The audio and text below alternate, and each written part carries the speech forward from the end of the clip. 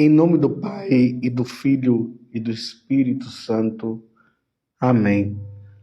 Ao anoitecer daquele dia, o primeiro da semana, estando fechadas, por medo dos judeus, as portas do lugar onde os discípulos se encontravam, Jesus entrou e, pondo-se no meio deles, disse: paz esteja convosco. Depois dessas palavras, mostrou-lhes as mãos e o lado. Então os discípulos se alegraram por verem o Senhor. Novamente Jesus disse: a paz esteja convosco. Como o Pai me enviou, também eu vos envio. Depois de ter dito isso, soprou sobre eles e disse: recebei o Espírito Santo. A quem perdoardes os pecados, eles lhes serão perdoados. A quem os não perdoardes, eles lhes serão retidos. Tomé, chamado Dídimo, que era um dos 12, não estava com eles quando Jesus veio. Os outros discípulos contaram-lhe depois: vimos o Senhor. Mas Tomé disse-lhes: se eu não vir a marca dos pregos em suas mãos, se eu não puser o dedo nas marcas dos pregos e não puser a mão no seu lado, não acreditarei. 8 dias depois, encontravam seus discípulos novamente reunidos em casa e Tomé estava com eles.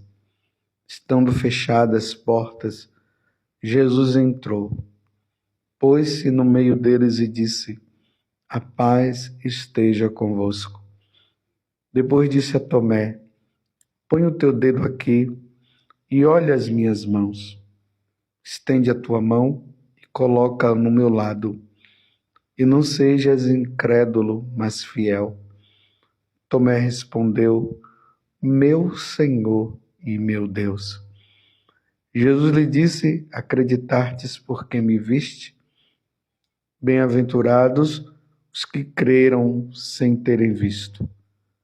Jesus realizou muitos outros sinais diante dos discípulos que não estão escritos neste livro. Mas estes foram escritos para que acrediteis que Jesus é o Cristo, o Filho de Deus, e para que, crendo, tenhais a vida em seu nome. Palavra da salvação. Glória a vós, Senhor. Meus irmãos e minhas irmãs, estamos agora no segundo domingo do tempo pascal, encerrando a 8ª da Páscoa e hoje, de maneira especial, também comemorando o Dia da Misericórdia, estipulado por São João Paulo II neste dia. O Evangelho é muito lindo. Aqui tem 2 situações que nós devemos ver. A primeira é: ao anoitecer daquele dia, o primeiro da semana, estando fechada por medo dos judeus as portas do lugar onde os discípulos se encontravam, Jesus entrou e, pondo-se no meio deles, disse: a paz esteja convosco.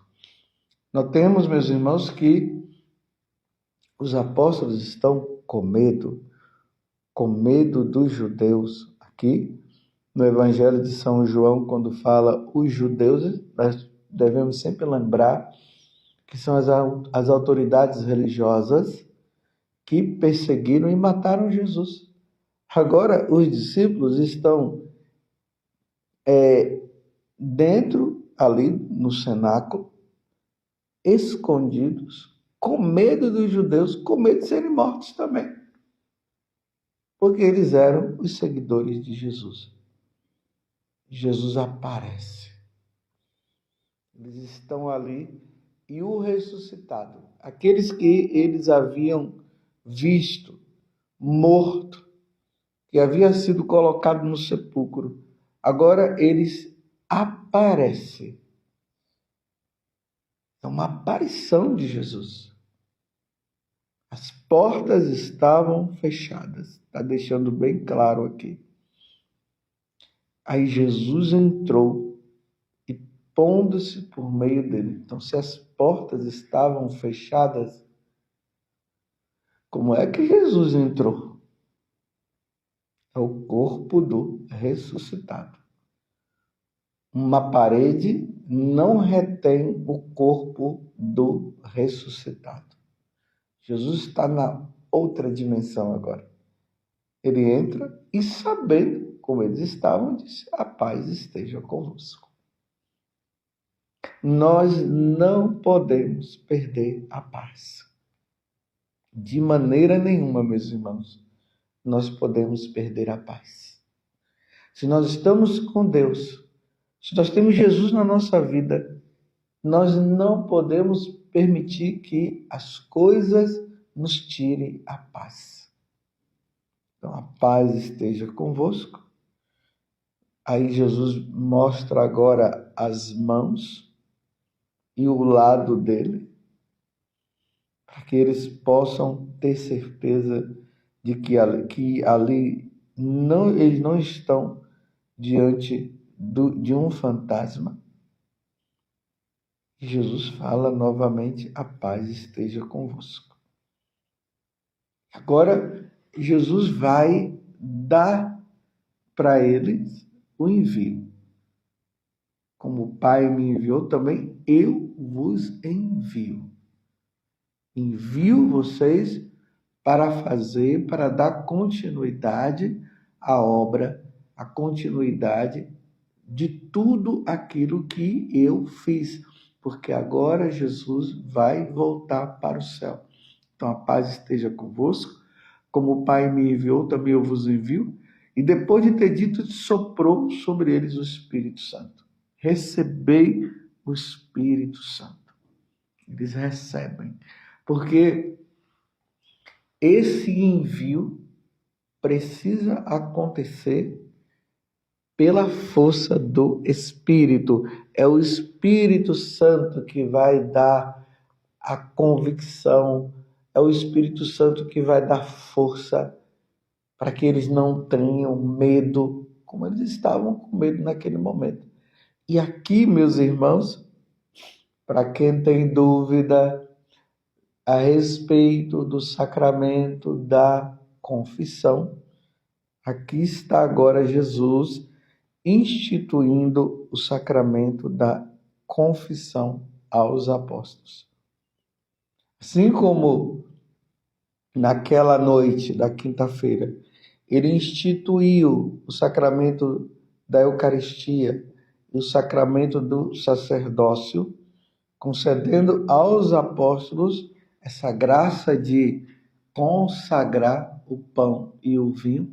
Agora Jesus concede a ele o poder de, em nome de Jesus, dar o perdão dos pecados. Aí veja, olha, preste atenção no que Jesus fala. Nós estamos no capítulo 20 do Evangelho de São João, do versículo 19 até o 31, e é aqui no versículo 22 que 23, Jesus vai conceder a eles a graça de ter o poder de absolver os pecados. A quem perdoardes os pecados, eles lhes serão perdoados. Olha bem, a quem? Então Jesus está falando para os apóstolos e dizendo: aquelas pessoas que se dirigirem com o coração arrependido e pedir perdão dos pecados, serão perdoados. E a quem os não perdoardes, eles lhes serão retidos. Eu vou ler de novo. A quem perdoardes os pecados, eles lhes serão perdoados. E a quem os não perdoardes, eles lhes serão retidos. Está instituído o sacramento da confissão. Então, se uma pessoa vai arrependida e se confessa, o sacerdote vai dar absolvição. Se uma pessoa ela não se encontrar, melhor, se uma pessoa não se encontrar arrependida do pecado, não tem perdão. O perdão vem por meio da Igreja Católica, meus irmãos. Quem dá o perdão é Jesus, mas ele concede esse perdão por meio da Igreja Católica aos seus ministros devidamente ordenados. Você entendeu? Então, se você não se confessa, você não tem como se salvar. E aqui como nós estamos comemorando o dia da misericórdia divina, a misericórdia divina, ela consiste nisso.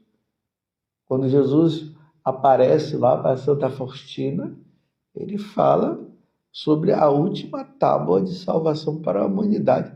E esta tábua de salvação é o arrependimento dos pecados. E as pessoas precisam se arrepender dos pecados. E é ali justamente naqueles últimos momentos, nas últimas horas, que a pessoa se arrepende do pecado. Ela se salva.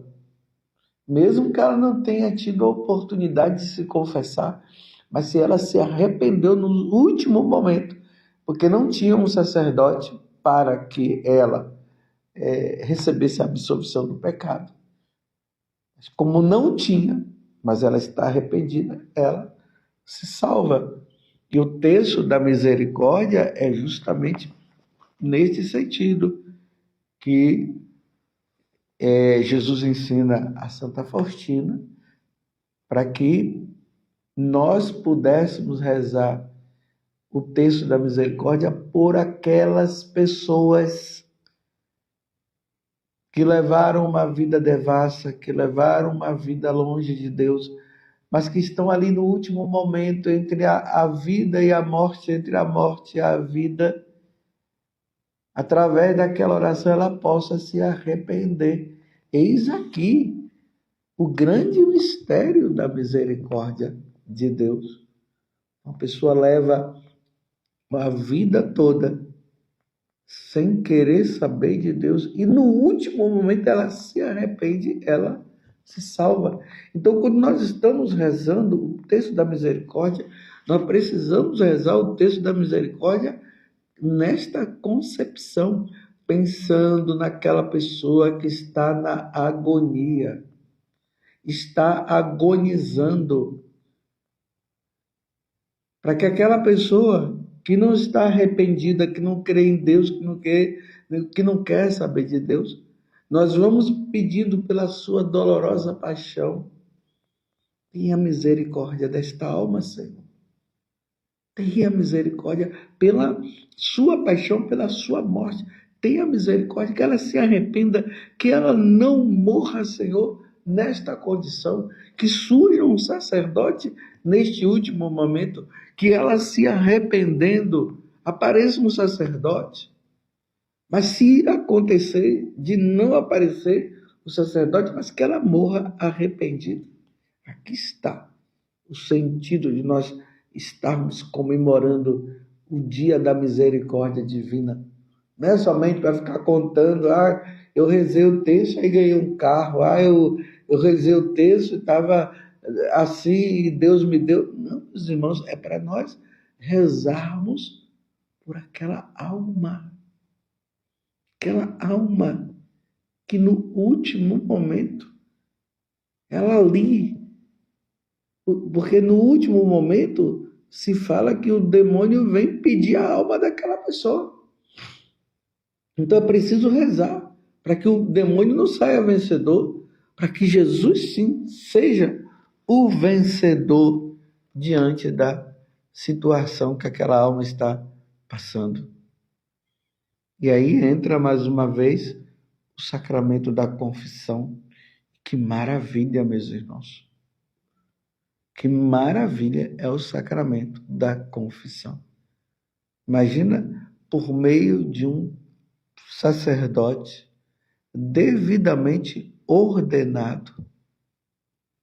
Nós vamos ali e é um sacramento, então significa que o sacramento é Deus que está agindo ali. Nós vemos o padre tal, mas na verdade não é o padre tal, é a pessoa de Jesus que está agindo nele. E você chega ali e fala as suas podridões, o sacerdote absolve.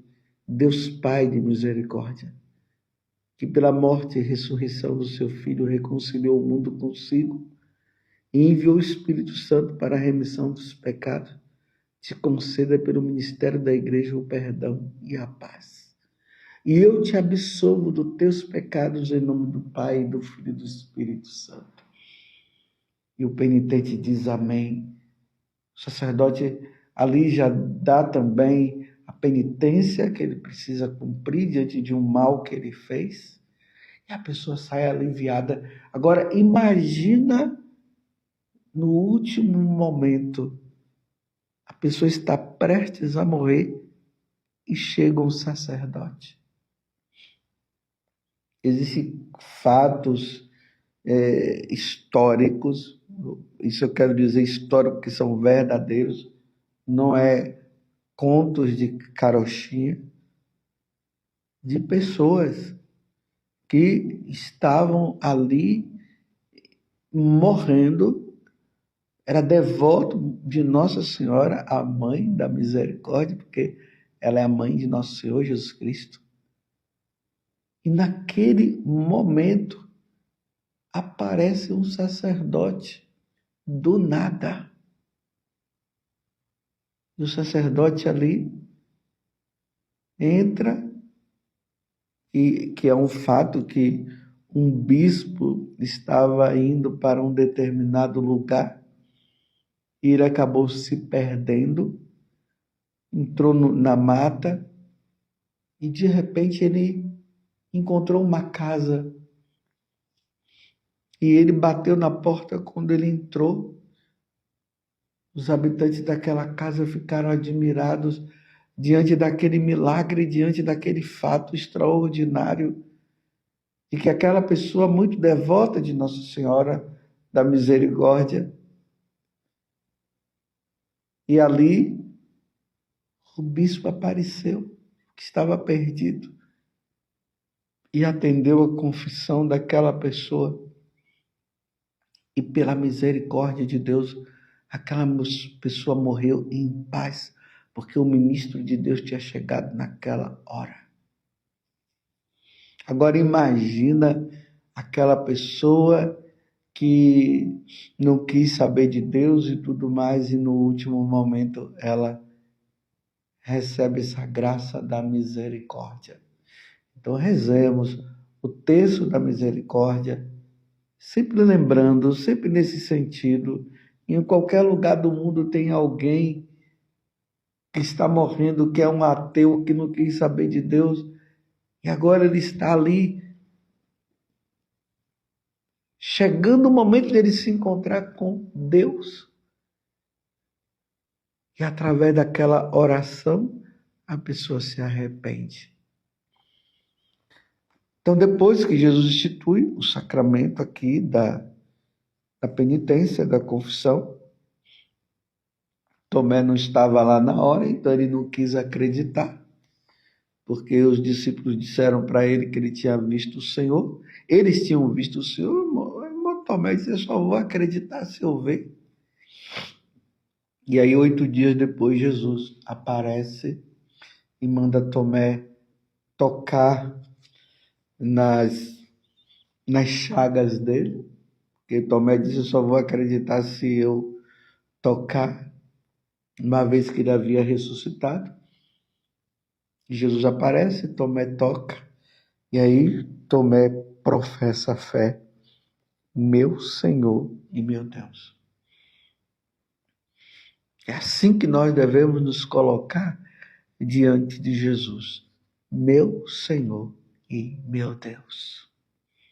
Eu creio, Senhor. Eu creio que tu és o Senhor, é o meu Senhor, eu creio. E aí Jesus fala, olha, Tomé, você acreditou porque você viu, mas felizes, bem-aventurados serão aqueles que creem sem terem me visto. E você é um bem-aventurado, nós somos bem-aventurados. Porque nós não vimos Jesus, nós não tocamos em Jesus, nós não vimos ele crucificado, nós não vimos ele ressuscitado, mas nós cremos porque os apóstolos deram a vida, está revelado na Sagrada Escritura que ele é Deus e Senhor e nós cremos, nós somos bem-aventurados, então significa que por nós crermos em Jesus, um dia nós ressuscitaremos com ele, porque nós somos batizados, pertencemos à Igreja Católica e um dia estaremos com o Senhor, pela graça de Deus. Aí João encerra o Evangelho falando que muitas coisas foram Jesus fez, mas nem tudo está descrita. Foram escritas, mas ele fez muitas coisas e nem as bibliotecas do mundo inteiro iriam conter tantos feitos maravilhosos de nosso Senhor Jesus Cristo. Aqui, meus irmãos, eu quero deixar também essa situação que nós estamos vivendo. A igreja agora se encontra vacante, ou seja, agora sim a igreja está sem o Papa, porque o Papa Francisco morreu. Ontem foi o sepultamento dele. E agora nós precisamos, nesses dias ainda, continuar rezando pela alma do Papa Francisco, porque os cardeais lá em Roma vão estar fazendo isso. E ao mesmo tempo vamos rezar pedindo pelo novo Papa. Os cardeais irão se reunir em conclave e ali, pela força do Espírito, eles já estão ali vendo quem é que pode ser que vai conduzir a igreja, já estão se conversando. E aí virá o novo Papa. Porque agora sim nós estamos sem Papa, a igreja está sendo governada ali pelos cardeais, mas o Papa ainda não temos. Então vamos rezar nesses 20 dias aí, nesse tempo, para que venha um Papa segundo o coração de nosso Senhor Jesus Cristo. Entremos em oração, rezamos, peçamos para que tudo possa acontecer conforme a vontade de Deus. E tomem cuidado com essas pessoas aí que não acreditam que de João 23 para cá, o último Papa para eles foi Pio XII, e estão dizendo que a igreja está sem Papa desde João 23. Todos os papas que vieram até hoje são papas, porque houve o conclave, e nós cremos nisso, meus irmãos. Isso é uma questão de fé, nós cremos. Não vamos ficar dando ouvido, porque tem gente por aí dizendo que esse conclave não é válido e tudo mais, são os chamados sede-vacantistas. Tomemos cuidado com as redes sociais, que agora estão falando um monte de coisa por aí. É sempre bom estar ouvindo, vendo as coisas que vêm do Vaticano. Cuidado, porque tem muita gente aí colocando confusão. E vamos rezar pela igreja, rezemos pelo novo Papa. Louvado seja nosso Senhor Jesus Cristo, para sempre seja louvado, e a sua Mãe Maria Santíssima, e desça sobre você a bênção de Deus Todo-Poderoso, Pai, Filho e Espírito Santo. Amém. Feliz Páscoa.